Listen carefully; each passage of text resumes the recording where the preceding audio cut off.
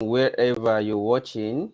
If you have been following political trends and events in the past few days, you notice that the movement of Peter Obi is actually beginning to gain some momentum up north. You saw some march, some rallies, even yesterday in Abuja.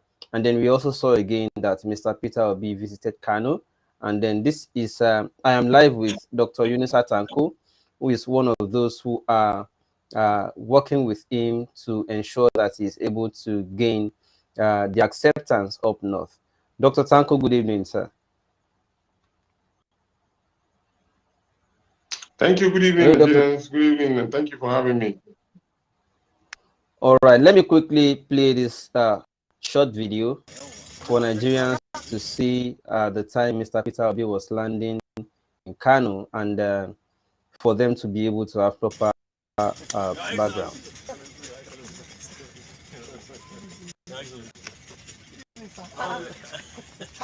Your Excellency.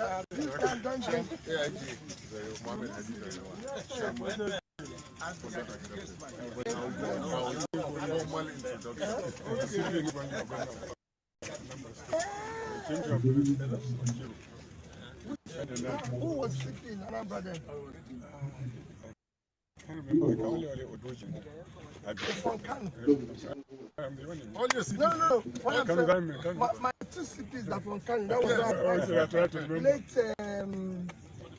It should be Ibrahim. Yes, Ibrahim. Not Ibrahim. But you know everything revolves around my. I have the best service in Nigeria. State chairman. State chairman, Labour Party, Kano State, sir. Tanko. And that is you, Dr. Tanko. It just got to you at this point. You're supposed to be in Abuja talking. Yeah, you follow me. This is my state. I have to. All right, let me take the video off now, and then we can continue to have our conversation. So, what was it like when he visited Kano, and then what has been the progress since then up north? Well, it was a very exciting landing into the ancient city of Kano. You remember at a point in time, a lot of people started talking that Peter Obi does not have structure. The structures are now everywhere. The churches. Peter Obi now is visiting mosques, has gone to visit mosques in Kaduna, advertising in Sokoto represented. And then the other issue was that Peter Obi does not have any inroads into the north. So, of course, we already have our time schedule of how his movement is being cascaded. Interestingly, it happens that this time around, he visited the ancient city of Kano to consult with the emir of Kano and leaders of business and groups in Kano in order to tell them his intention and solicit for their support, and at the same time to dispel all rumors that's been touted even in the northern part of this country, that if he becomes the president, inshallah, that he's going to divide the country along religious line or tribal line. So finally, put all of those particular agitation and then negativity to rest. That was exactly what we've achieved in his visit. And I must say that that visit was a very huge success. He was able to meet with the emir of Kano, with a private discussion in the night on the day he arrived. And at the same time, the next morning, he went to Gaya, where there was issues of flooding, and he met with the emir of Gaya, who received him warmly in his palace. Then we came back to Kano to publicly present him again to the emir of Kano, which, of course, was a very, very interesting situation. In fact, if I may quote the emir of Kano, He said Peter Obi has the 3 C's: competency, ability, and compassion to lead this country, especially coming from the fact that he has been tested and trusted. What he did in Anambra State has resonated all over the country. And then he crowned it all by saying that Peter Obi is an eloquent speaker. And that was very, very encouraging for everybody that was in that particular entourage. So it is a huge success. And I must say, I'm proud of everybody that have been part of this particular, making sure that His Excellency Peter Obi landed like an eagle perfectly in the ancient city of Kano. Thank you so much. You know, his ability to be able to now begin to spread and to consult up north is landmark, if I may, is significant. But how significant is another question, because you know it's political season, and he's not the only person that would visit or be welcomed by the emir and other people who have welcomed him. Knowing how this how dicey this could be, what is the level of confidence that the emir receiving him, talking to him, will not also say the same thing to other candidates, and how significant is his own going to be over those of others? That is where we are now looking, what we are now considering, especially considering when you know that when elections are here, a lot of people are easily swayed by incentives, and Peter Obi does not want to give shishi. And we are talking about North here, where a lot of voters can be easily cajoled with money. Well, Shegun, you will agree with me that the people of Kano and the entire North are well knowledgeable politically. These are people who have radios in their porch, and every minute, every second, they're all listening to the radio to guide them in the aspect of living standard and how they are being governed. So, and then I'll tell you what really happened. There was an excitement within the people in Kano, and they wanted to hear his voice even the night in which he arrived. So he had an interview with 5 radio stations, Hausa dialect radio station.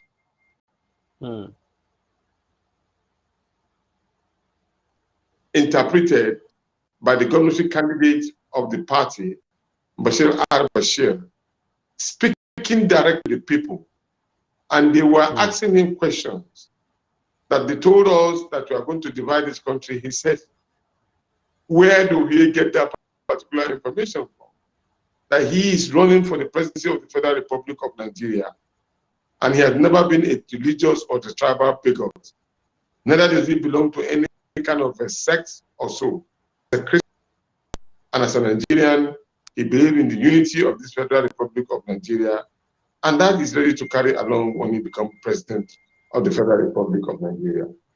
And he went ahead to clear this particular issue as regard to whether he is fronting for another candidate.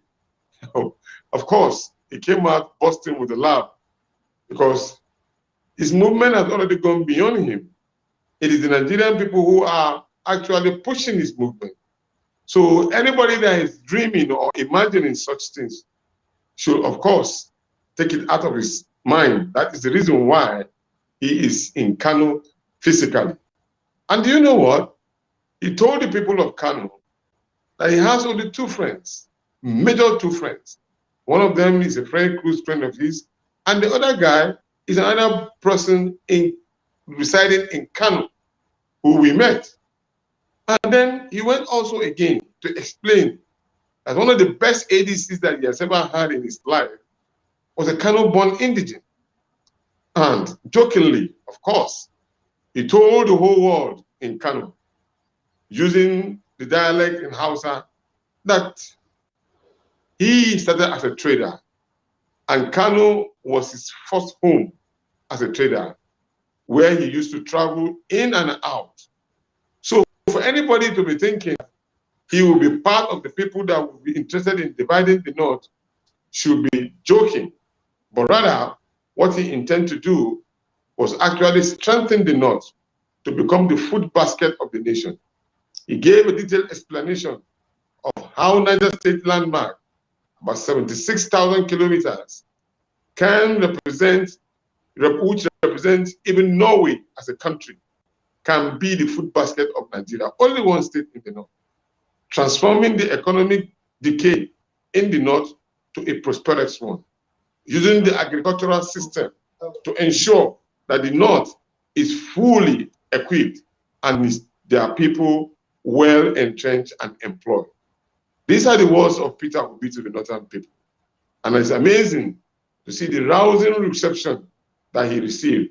Because, of course, we are careful not to mobilize a lot of people, but we're able to manage the syndicated people that came dropping in just to catch a glimpse of Peter Obi.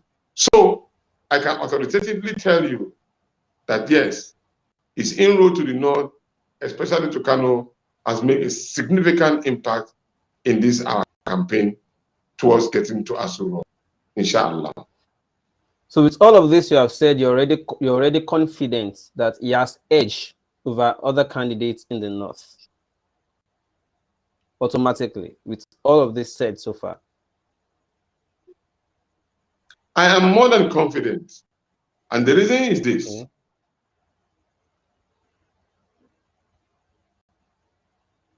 Network. Please release Dr. Even Tanko within our own domain. Even Please within go ahead. our domain, network, yeah. Our leaders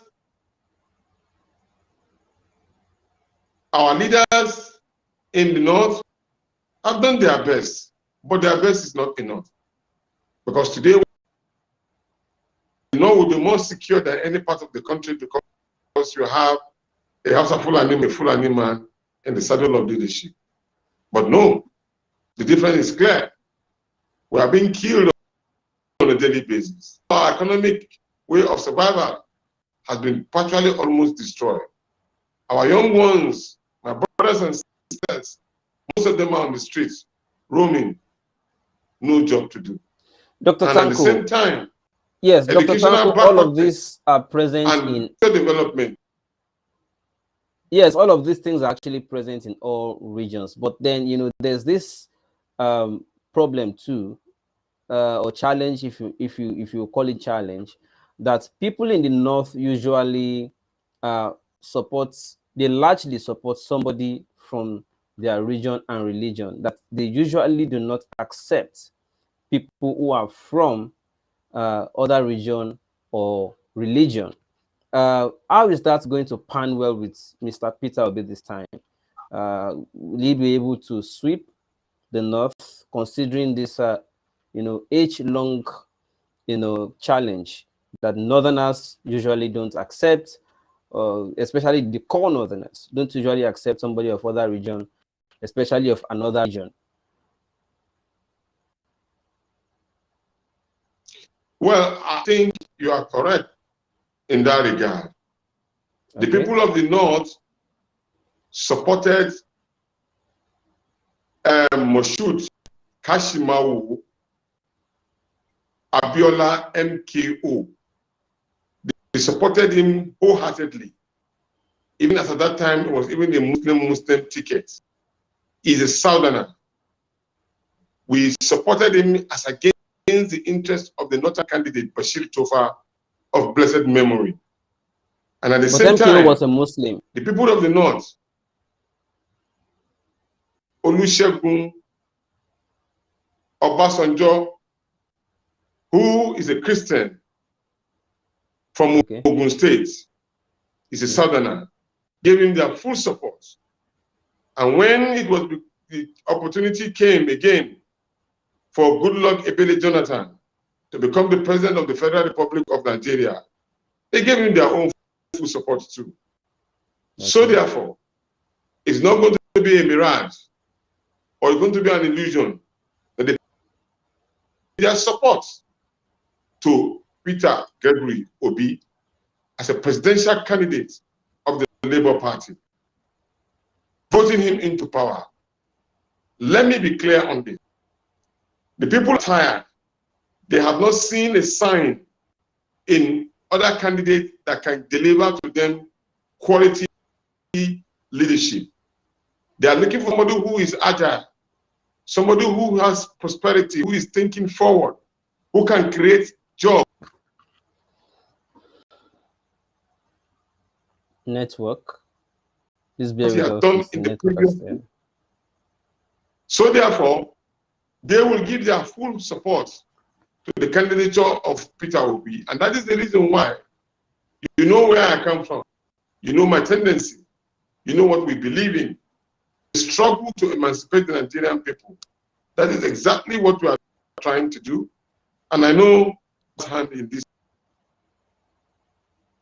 praying fervently and working hard to ensure that we left no stone unturned that Peter will become the president of the Federal Republic of Nigeria. Okay, talking about what you represent and where you come from, are you now officially member of the Labour Party, or are you still with the NCP? Don't forget, the NCP is in the court, which I've already made facts to.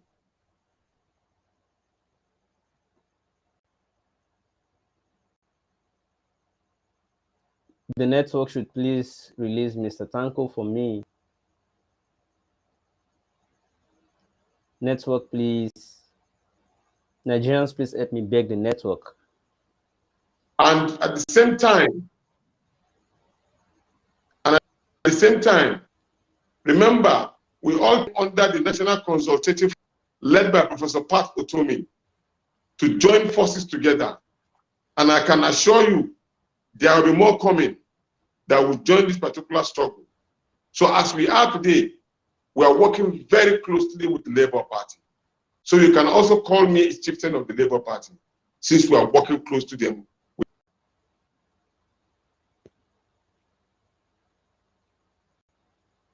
Network, please. Okay, let me just wait a bit for him to come back. And then I'll take maybe one or two more questions because of the network. The network is going down, coming back up. So while I'm waiting for him, for those of you who are just joining us, let you have a little idea about who Mr. Tanko. Okay, all right, it's back. Are you there now? Your network was going off. I'm with you. Can you hear me? Okay, let me continue then. So let's talk about what political, would you call it strategies or compromises that are already happening or will happen eventually. Many Nigerians are reacting to Mr. Peter Obi's consultation with IBB and some past leaders, and they are worried that he is going to be part of them and is not going to be different. You as an activist and somebody who worked closely with Chief Gani Fawehinmi at the NCP, what's your own view about these moves by Mr. Peter Obi and his fraternizing or obnobbing with this set of people? What is your own view about it?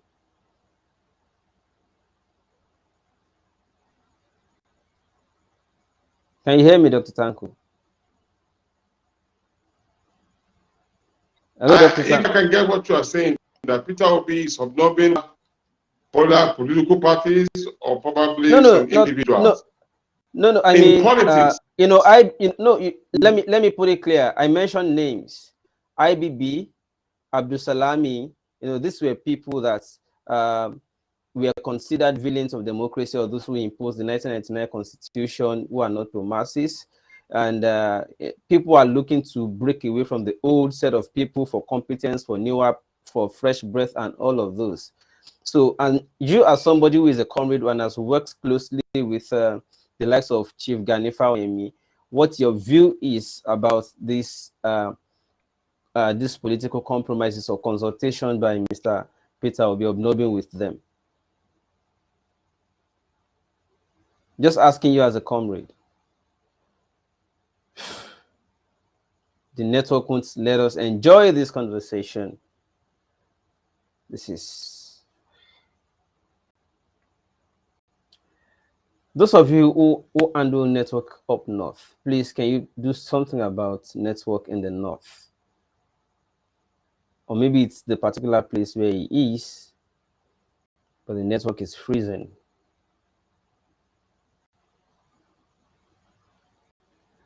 Okay, if you're just joining, Mr. Tanko is one of the people. Mr. Tanko is one of the people who received Mr. Obi when he landed Kano yesterday. So let me just play the video while I'm waiting for that. Are you back now?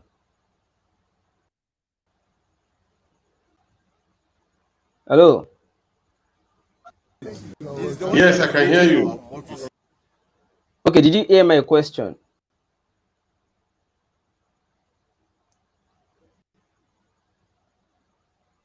Did you hear my question about as a comrade? Can you hear me? Yes. Yes, that as a comrade, what Hello? your view is. I can hear you. Can you hear me? Yes, what did you say? So I said, as a comrade who has worked with Dr. Chief Gani Fawehinmi, what your view is that... I think it's frozen again. Oh God. Let me keep playing this. And he and Imagine corrected it, and he okay for the office. Are you back now? Can you hear me?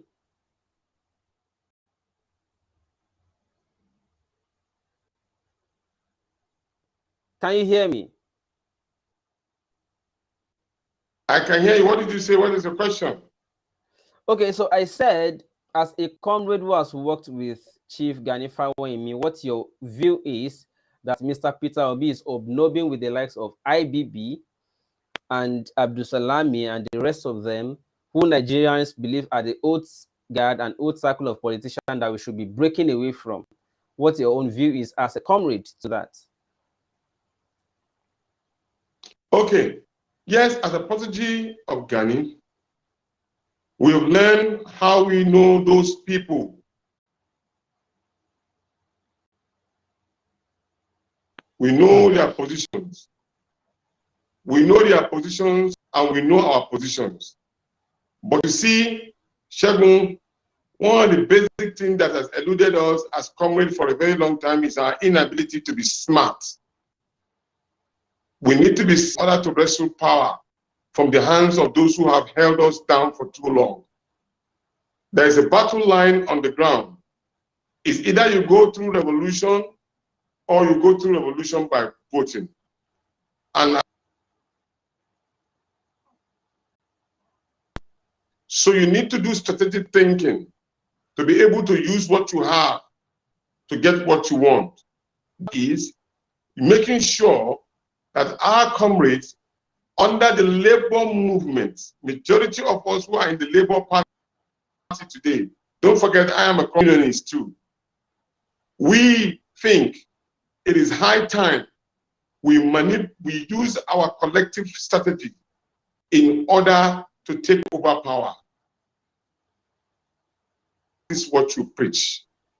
Because as of today, those particular people that we are trying to fight are stronger. They have economic mobilized enough resources. But where we are, we could not even connect so strongly with the people yet to even stage a revolution that we are hoping for. But closer to it, using a revolutionary way of getting into power. So at this point, we are just doing strategic revolution. And even Gani will support the will of the people because he stands with the people. The people are suffering and they have come out en masse to say this is where they are going and this is what they want and this is the person that will emancipate them. He can only caution and give you caution, just like Femi Falana did. He said, we stop going to those who have put Nigeria into perpetual poverty. But then you have to put the water on the ground so that the seed can germinate. So what we are doing, I can tell you, we know our enemies. We know where they stand. It's a strategic work for a revolutionary intake by the grace of God. Well, a lot of people also believe that since Mr. Peter Obi was coming from PDP and that he also went into Labour Party to meet the likes of Mimiko, Kukwe, and the rest of them were also coming from PDP. And even if he wins, majority of the people who are going to also come into the PDP are also going to flock in from PDP. And at the end of the day, to still be PDP family is just like regrouping to regain power from APC, and power just goes back to PDP with maybe just a flavor of some of your comrades in the Labour Party. Some of you may also be shoved aside by the time that stage is here. So what is your response to that? That it's not different from PDP at the end of the day?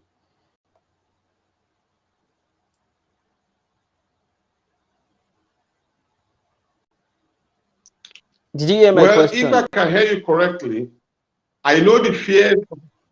Yes, that probably will be shoved aside and the PDP will come and take over the leadership when we form government.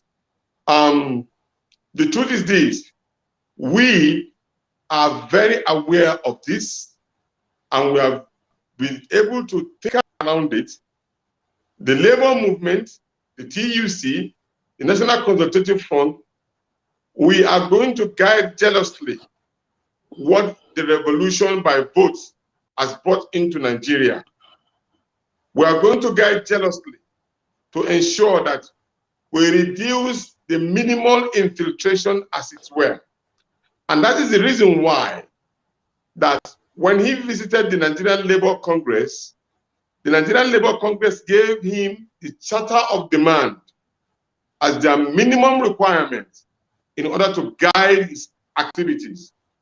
The TUC, the Trade Union Congress, also gave him a transformational agenda in writing as a document of faith that should be used in guiding him. Then finally, he has the manifesto of the Labour Party, which of course you know that the Labour Party is a social democrats movement, which means it is the people driving that particular process of the labor movement.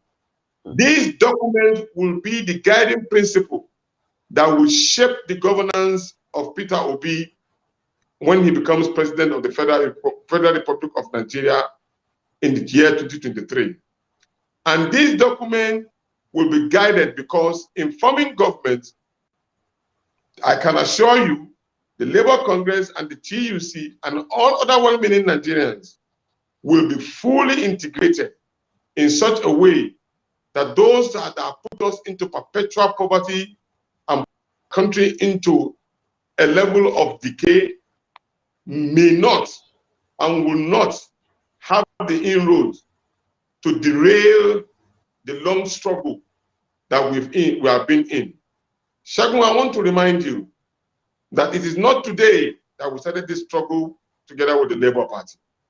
The National Conscience Party, with other political parties, have been in affiliation and friendship with the Nigerian Labour Congress, the TUC, and at the same time, the Labour Party.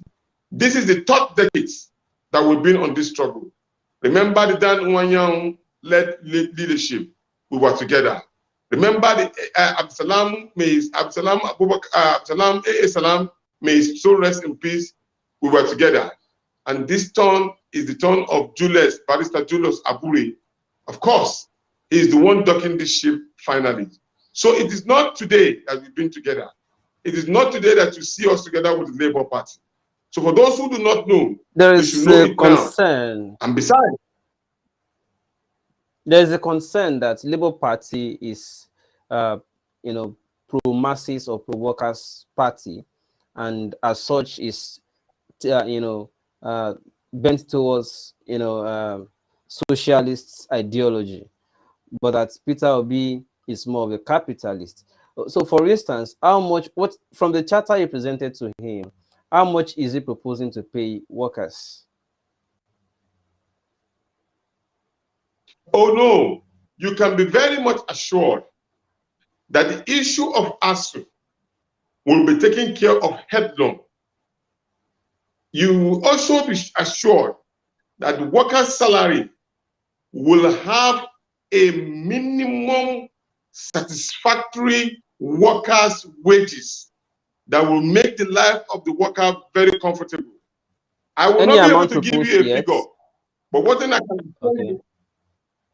what I can assure you is that their salaries and wages will be reviewed. And besides, when you are asking this question, you are asking those who will be in government to decide their own fate, because members of the TUC, members of the NLC are in the helm of affairs of the Labour Party.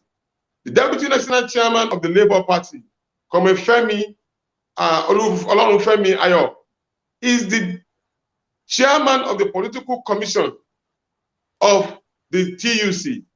They also have the secretaries and Political Commission chairman of the NLC. They are all part of the political parties. So they are the decision makers that will decide the fate of workers. So what we are trying to do now is to change that narrative from saying that we are begging somebody or we are asking people who are in government to do something that is legitimately ours.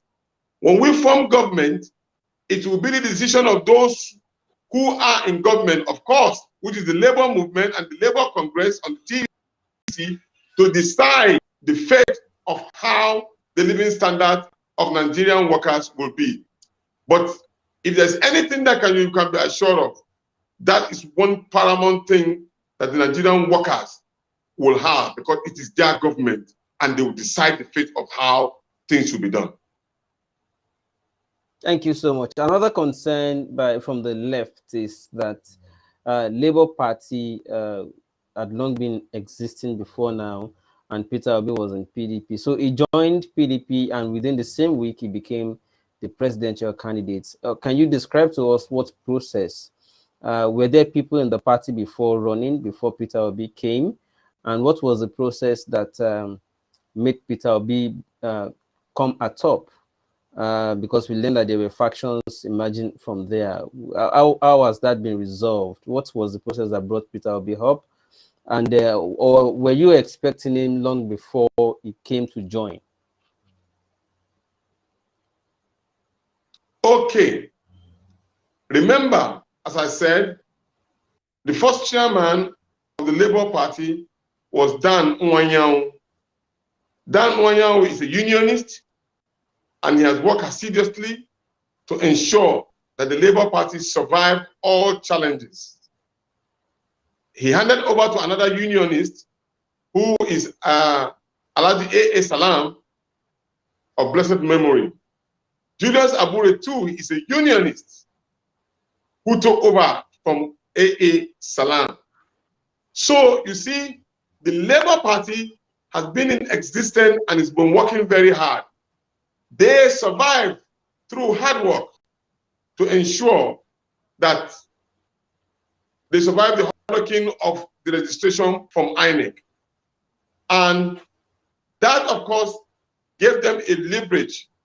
Now, when we came in through the National Consultative Front, the National Consultative Front, of course, housed very eminent Nigerians like Obi Ezekwesili, Femi Falana, Olisa Agbakoba, Professor Pastor Tomi, Bugaje, a lot of them. And of course, at a point in time, there were some challenges, but those challenges were being resolved. And we had a very huge number of supporters. We work on the Electoral Act, we work on the Constitution of the Federal Republic of Nigeria. All our target is to give Nigeria a very good opportunity of good leadership come 2023. So therefore, we went ahead to have meetings with 16 political parties Of course, the PDP and the APC were not in this particular realm of the meeting we had. I was secretariat member. In fact, I led the secretariat of having meetings with all of these political parties in order to see who among them we can work together with. And then Professor Pato told me, let a conglomerate of leaders that had meeting with the Nigerian Labour Congress and the TUC. Meanwhile, don't forget, the Labour Party itself was busy also shopping for credible candidates. Of course, with Peter Obi was one of them. But interestingly, almost at the eve of us closing shop, the National Consultative Front adopted the Labour Party as the vehicle that we want to use in order to challenge the leadership of PDP, PDP, APC, and we pronounced the adoption on the 22nd of May 2023. And of course, while the Labour Party under the leadership of Julius Abure and others were working, they ended up also getting Peter Obi to join this particular party, adding strength to some of the things that we've done on the 27th of May 2022. Now, that was how you can see the hand of God working. And we met in Asaba, where on the 30th of May 2023, he won and told me and all others, looking at his credentials, looking at his capacity, looking at his credibility, looking at what he can offer and the movement that he has already been able to galvanize, stepped down for him, and he became the candidate after voting to confirm as the presidential candidate of the Labour Party. So you see, we've gone all through the processes, contacted all that need to be contacted. We have spoken to all Nigerians, trying to reach them in their numbers, and then asking them that we need to come together to fight this particular cause, because Nigeria is ours, and we cannot continue to wait and see us going into the hole where certain group of small people have put us through. And then we decide.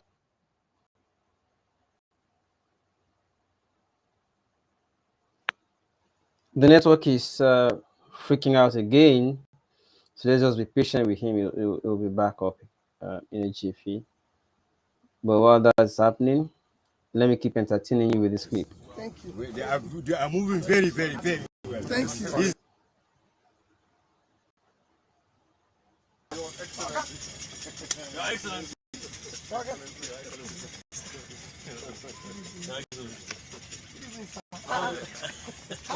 Your Excellency.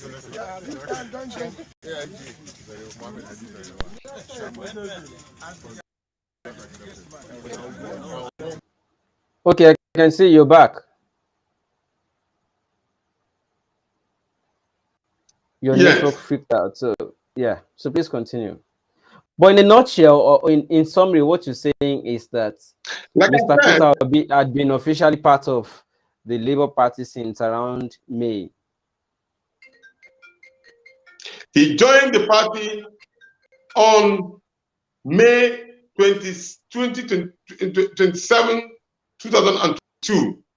But of course, all of the groupings adopted the Labour Party on the 22nd of May 2022. I know it's a huge sacrifice on all of us, and we believe that we have taken the right step in the right direction. So that simply means it wasn't the week he was announced presidential candidate that he joined. He had been in the party since way back. Of course, he joined the party on the 27th. So he's been in the party before he went for the primaries in Asaba. So contrary to what is in the news that he joined the party and within the same week he became the candidate, it wasn't so.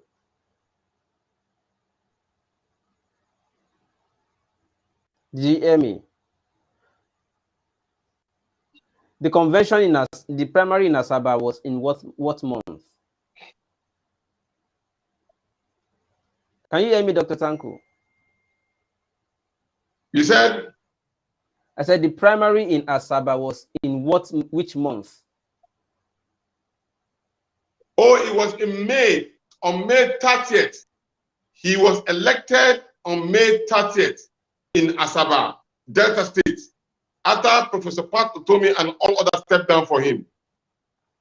So that means it was the same week he became a member that he also became the candidate. The same week. May 27 to May 30. Yes, yes, yes, it was the same week. But don't forget, as I told you, there have been a lot of contact realization that has been done over time before he joined fully and formally. Okay, I'll let you go now, Dr. Tanko, because I know you've had a very busy day going from place to place, and we'll definitely have other developments to talk about as the election draws near. So I want to thank you once again for your time, and I want to thank everybody who joined. Thank you. God bless the Federal Republic of Nigeria. All right. I'll see you very soon. Thank you so much, Dr. Tanko. Bye for now. Thank you. All right. All right, everybody. That's a bit. It's just to bring you up speed with the events and the political development in Nigeria. So I want to let Dr. Tanko go now, and I also want to leave the scene. But don't forget this information I've been passing. The slots are filing out. Listen to the information again and take decision now. I'll see you another time. Please meet Mr. Abiodun Akinyemi, man who is looking to solve the big of the housing crisis that we have in Nigeria by making affordable, self-sufficient homes. This kind of homes are becoming more and more popular, by the way, because they are efficient and they are environmentally friendly, and then it costs less to make them if you think about it in the long run. Anyway, before I tell you about the smart homes that he's building, let me tell you a little bit about his story. He's based in Canada right now, and he decided to build a house in Lagos, Nigeria, where he's from. But upon making inquiries, the cost of building a house has increased significantly since he moved to Canada. So instead of using concrete brick throughout his construction, he substituted it with laterite, and he was able to save 30% of the construction cost. Laterite has a lot of advantages, by the way, including warming your home during the cold weather, cooling your home in the hot season. It's cheaper because it's readily available. It's everywhere in Nigeria. It has high clay content, which means it can hold more water. Laterite gives you better air quality. So if you build your house with laterite, you can breathe in better air quality. You can even recycle it. So if you build a house with laterite and you don't like it, you can break down the house and use the brick to build another house. And that's just to name a few of the advantages. But he didn't stop at building his personal house. He decided to make his house self-sufficient, off-grid, which means that he's not going to be dependent on the electricity from the Nigerian government. So he's using solar power, and he's also not going to be using power generator, so there will be no noise, no air pollution. At the same time, he's not using the regular sockaway that everybody uses in Nigeria. He's disposing his own waste material by decomposing it, and he's generating his own water. So once the house is completed, he doesn't need anything from the... And this is why they call this home self-sufficient, off-grid homes. That alone inspires me. The fact that he was able to find an alternative to just spending so much money on building a house. The fact that he doesn't have to depend on the government. He made himself a self-sufficient house. That is the inspiration for me. But then he took it a step further. So after learning from his own experience, he wants to do the same for others, except that he wants to do it better. If you see the picture of the house, you may not be too impressed by the aesthetic, but he calls this the experimental house, because what he has decided to do is to now mass produce this kind of house for other people. In case anybody out there is interested in having a house that will be self-sufficient, he has bought acres of land in Lakwe beachfront in order to construct an off-grid estate. And what you guys are seeing is what he would be constructing. All these houses would not be using NEPA, and they will be constructed with laterite bricks. If anyone is interested, he's looking for 10 people, just 10 people to start out. The price starts at 34 million naira for 3 bedrooms, and you can pay in installments. He has a contract readily available, readily prepared, which you can can share with your lawyer to know if that's a good deal or not. I mean, some people may feel like that's a lot of money, but it's a one-time payment that you no longer have to worry about electricity bill. You no longer have to worry about paying them to empty your sock away and stuff like that. It's a one-time payment that you know that from beginning to end, you know your house is complete and self-sufficient. Anyway, I asked him, by the way, I said, what if someone is interested right now and they decided to pay you, and along the way they decided they're no longer interested, they don't like what they are seeing? And he said to me that your money is refundable, as stated in the contract. He said he will give you back 95% of the money, and the remaining 5% is for administrative charges. He's using a system of interlocking bricks instead of the traditional style of construction, and this system results in a house that is 10 stronger than traditionally built house and also more terminally efficient. Each home would have its own fire system and will be conveniently located by a fire hydrant in order to make it easier for fire crews to help just in case of an emergency. We'll be building common areas that will have a gym, a playground, swimming pool, ball courts, grows, and so on and so forth. And more importantly, the houses in his estate will reduce global warming and human carbon footprint. So guys, if you're interested, please check him out. This is his website.